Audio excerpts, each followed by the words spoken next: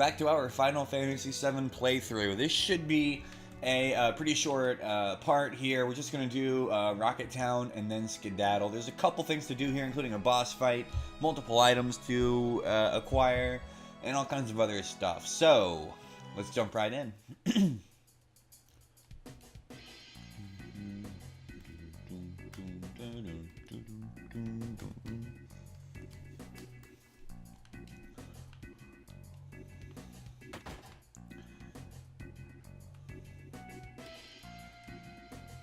Ooh, a man's weapon. Okay, so we can buy a shotgun for Vincent. Again, we can buy gold armlets here, as many as we want, about 2,000 gil a pop. We stole 3 of those from dragons back in Mount Nibble, so it's definitely worth it to steal them instead of spending 6,000 gil on 3 gold armlets, or 1, 2, 3, 4, 5, 6, 7, 8, 24,000 gil on, or say 16,000 gil on, for getting the entire party at once here. So definitely worth it to steal from those dragons back in Mount Nibble. Of course, if you didn't steal for whatever reason, you can buy them there.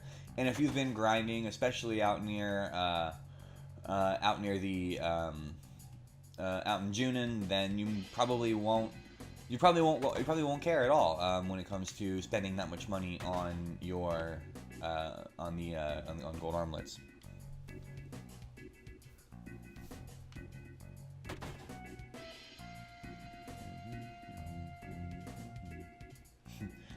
So this looks like the Mona Lisa.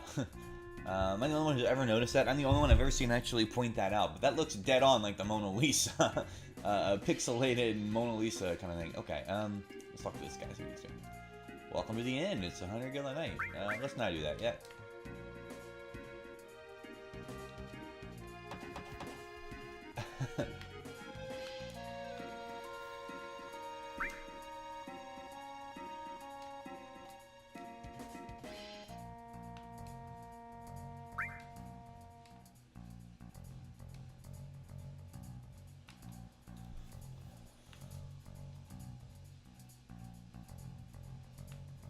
Fantastic. Okay, so basically everyone in the town is going to insinuate that we should be looking for this person called the Captain. Who is the Captain? What does the Captain want? We don't know. All I know is that he's an aspiring space, an aspiring astronaut, a space explorer. But make sure you go up this way. There's actually nothing to get up in this building right now, but just know there's a path there. If you don't actually see that, there's really no way for you to know there's a path there. So just make sure you visit there. But even though there's really nothing to do up in this building, it's not a shop or anything. It doesn't really offer a place to rest. It's just people complaining about it being boring.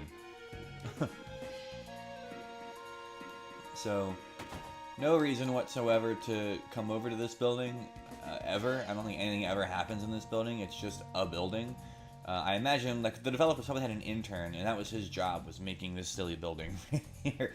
That's why they put it off when no one could find it. But anyway, we'll talk to this guy for a minute. He's gonna say this used to be a Shinra base where they launched rockets. You saw the leaning rocket, right? Well, that's Shinra number 26. It never got off the ground.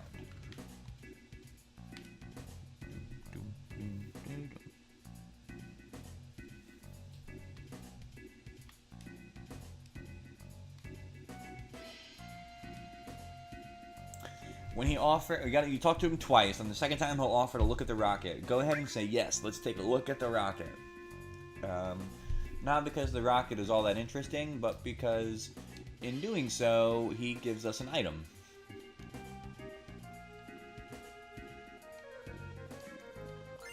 And we receive the Yoshiyuki.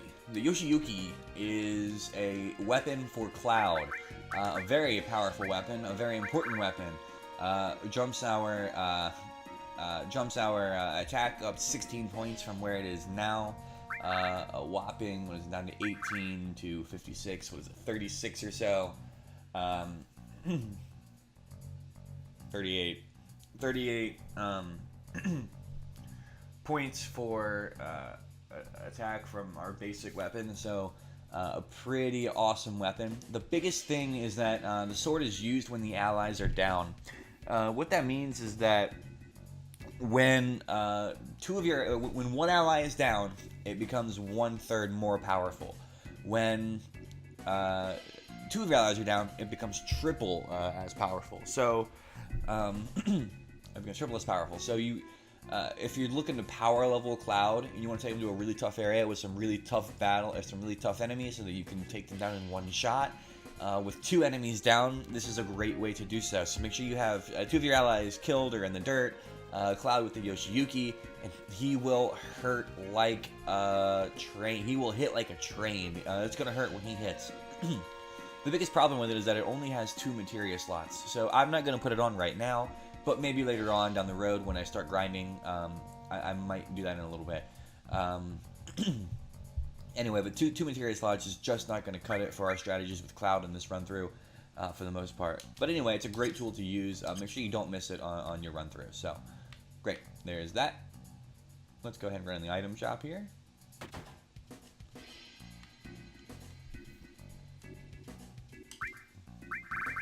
And nothing new except the barrier magic and exit magic. So, barrier and exit are useful. We'll use them here and there. So let's see. Where are we at?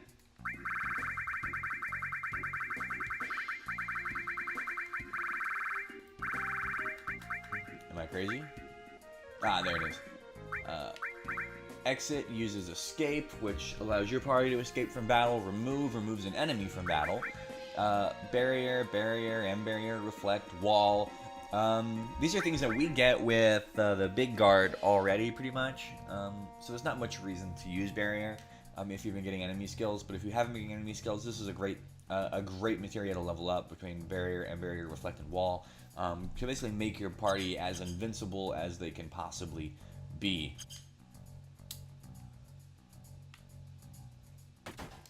And there's no reason whatsoever.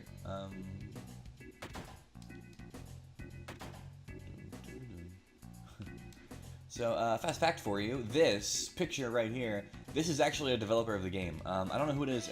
I don't think it's Yoshinori Kitase, the director of Final Fantasy. I don't think this is him, but it is just a person who is involved with making the game. Again, probably like an intern's project. Your job is just to make a pixelated image of one of our developers and put it in this room.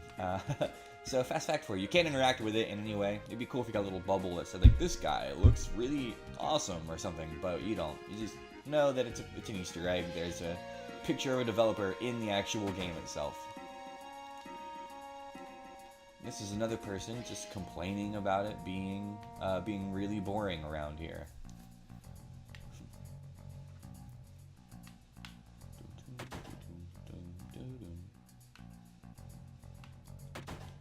And this appears to be an empty house with nothing of significance. Just kidding, there's an item. What is this? This is a drill arm. The drill arm is a close-range weapon for Barret.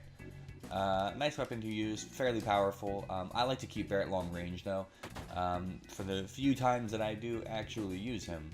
And what is this?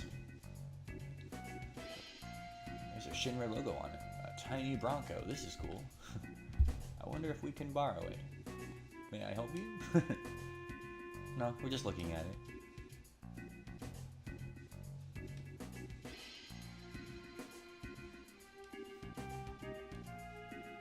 Nanaki, otherwise known as Red 13.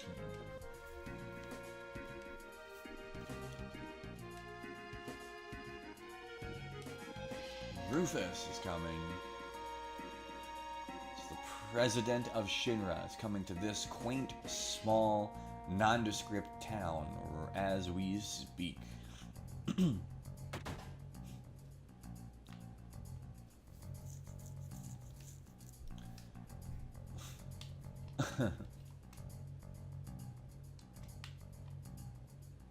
So this guy's job is to make people laugh in what is the most boring town in the world. Hey, we have a power source in this room. Of course, sources always go straight to cloud. We knew that already. I want to try to farm some sources later on, depending on how much patience I have, time to kill, and things of the sort. To be honest with you, not very much time to kill, to be honest with you. But we're gonna do the best we can do to max out our stats wherever we can. Okay. Moving forward. Again, the goal was to get all of our party members up to about level 80 or so, between 70 and 80 by the end of this run-through. We're not going to have a perfect game this time through because I just, quite frankly, don't have 700 hours to just pour into this game. But I will still do the best I can do that a reasonable person could expect to do with this game.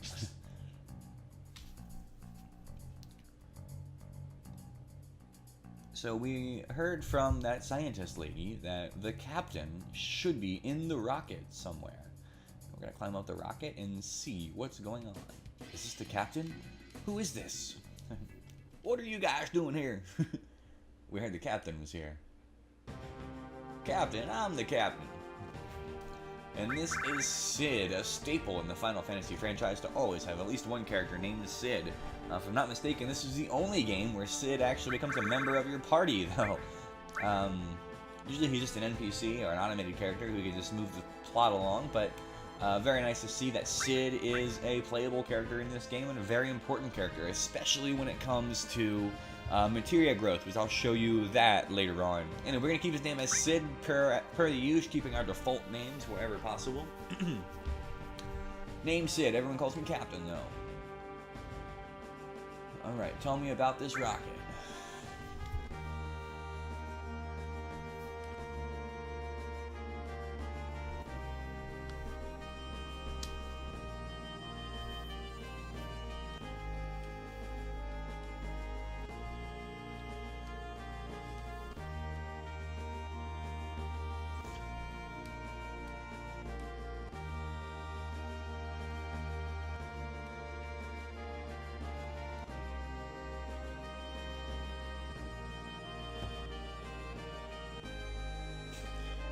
Because of that dumbass Shira, the launch got messed up.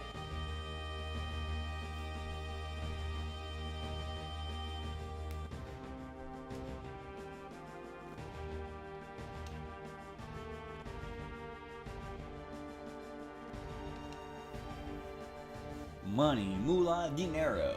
My dream was just a financial number for them.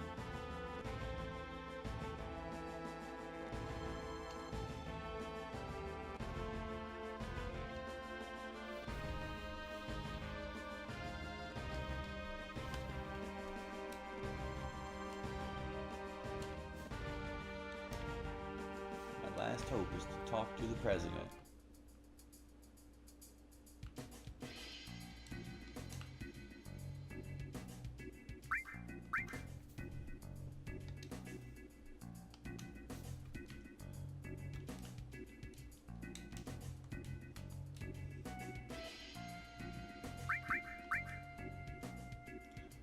Can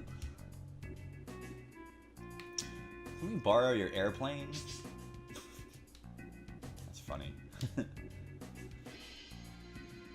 nothing more to do here.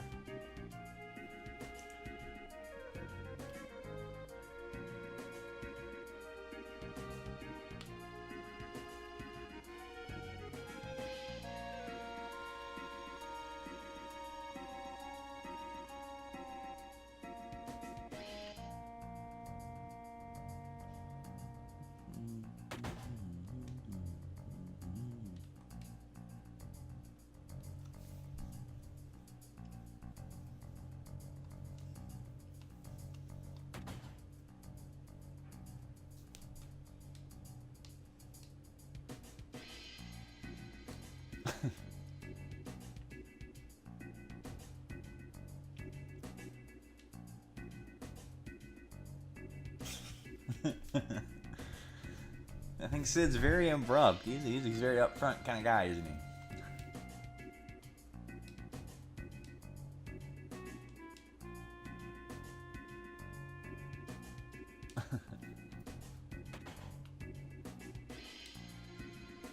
I agree with Tifa.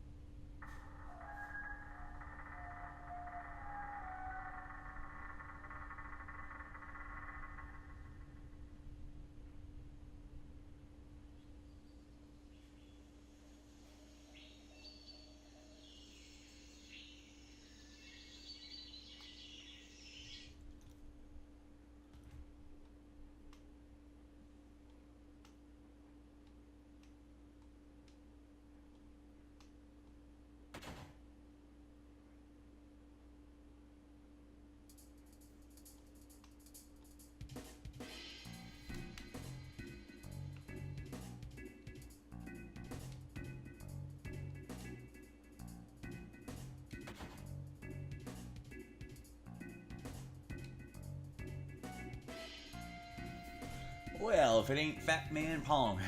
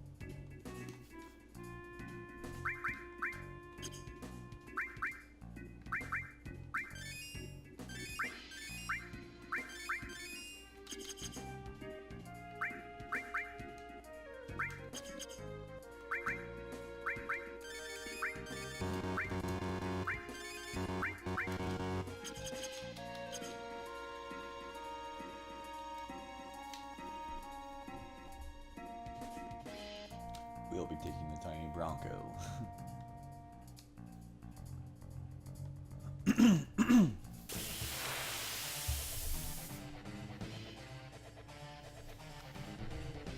Not a tough battle by any means. He's pretty straightforward.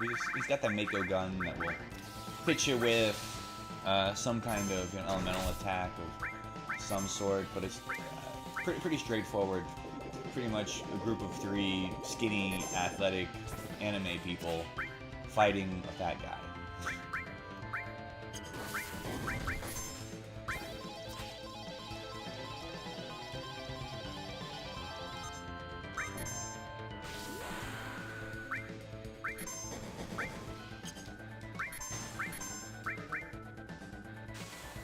And this should do it.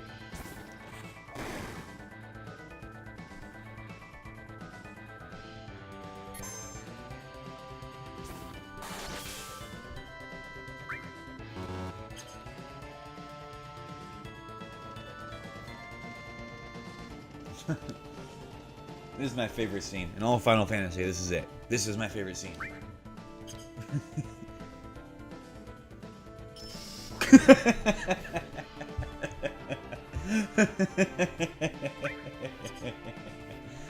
I don't know why that's so funny.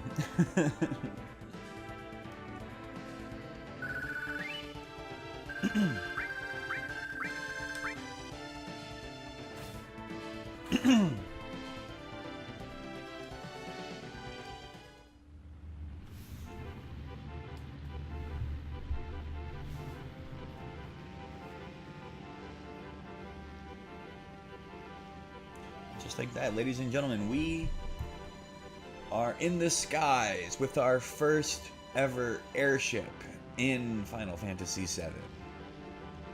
The places we can go, the oceans we can cross, the sky is the limit as we take flight. I hope nothing bad happens to our airplane here. Of course something bad happens to it.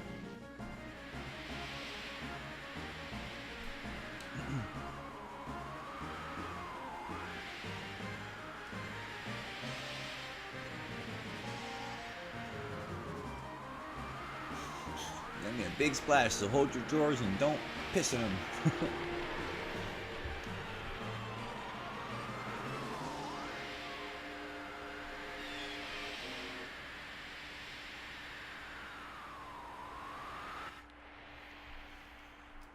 She won't fly anymore.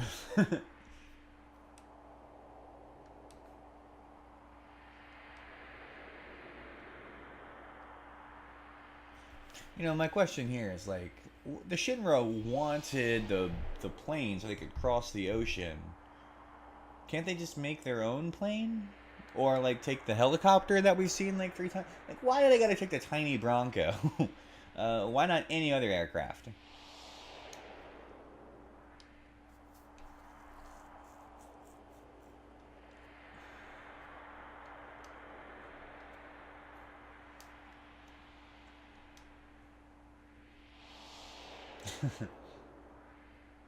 Glad to be aboard, numbskulls.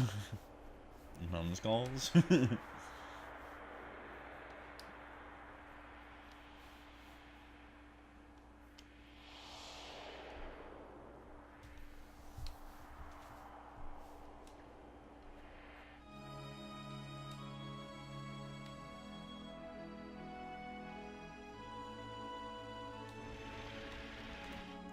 So we are on the tiny Bronco, everybody. Alright, so there's a lot of places we can go, a lot of things we can do. The good news is that, you know, since we're using it as a boat, we can't take it onto land. But there's no random encounters. So unlike the buggy, we can't actually get into battles because of the tiny Bronco.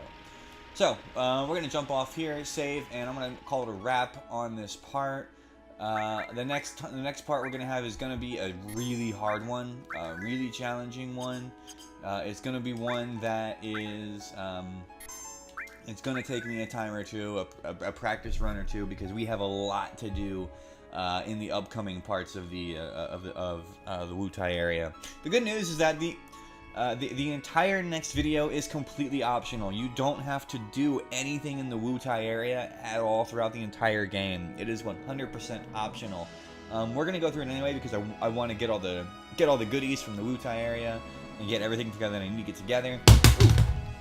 Don't throw your controller like I did. Very good. Okay. So anyway.